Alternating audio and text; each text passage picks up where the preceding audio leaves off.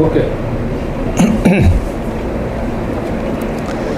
સજાન સ્વામી મહારાજની જય, અક્ષર પુરુષોત્તમ મહારાજની જય, ગુરુહરિ શાસ્ત્રીજી મહારાજની જય, ગુરુહરિ યોગીજી મહારાજની જય, ગુરુહરિ હરિપ્રસાદ સ્વામી મહારાજની જય, પ્રગટ ગુરુ હરિ પ્રેમ સ્વરૂપ સ્વામી મહારાજની જય, આત્મીય સમાજની જય, શિક્ષાપત્રી દ્વિશતાબ્દી મહોત્સવની જય જય જય.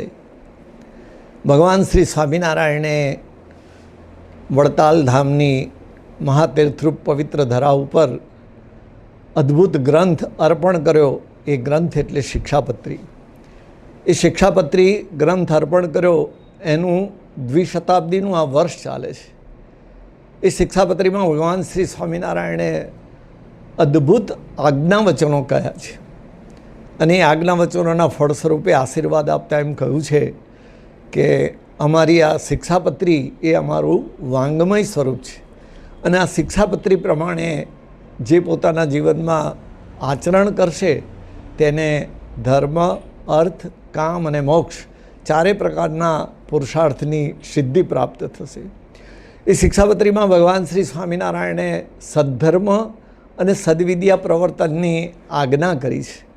તો આજે જસદણનગરમાં ચીતલિયા રોડ ઉપર આવેલા અક્ષરધામ શ્રીહરિ મંદિરમાં સરસ મજાનું નાનકડું સત્સંગ કેન્દ્ર હરિધામ શોખડા શ્રીહરિ આશ્રમ ટ્રસ્ટના અધિષ્ઠાતા એવા ગુરુહરિ હરિપ્રસાદ સ્વામીજી મહારાજ અને પ્રગટ ગુરુહરિ પ્રેમ સ્વરૂપ સ્વામીજી મહારાજના આજ્ઞા અને આશીર્વાદ સાથે સરસ મજાનું સંસ્કાર કેન્દ્ર જસદણની ધરતી ઉપર સાકારિત થયું છે.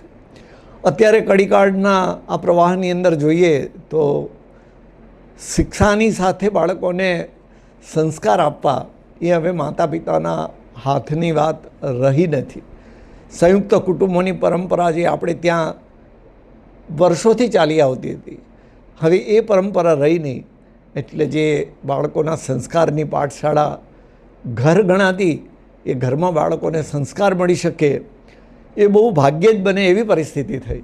ત્યારે ગુરુહરિ હરિપ્રસાદ સ્વામીજી મહારાજે એમના ગુરુદેવ યોગીજી મહારાજના એ સૂત્ર પ્રમાણે યુવકો મારું હૃદય છે, એ પ્રમાણે આ ગુજરાતનો યુવા સમાજ બચી જાય, દેશનો યુવા સમાજ બચી જાય તો ધર્મ અને સંસ્કૃતિની રક્ષા થાય, રાષ્ટ્રની રક્ષા થાય.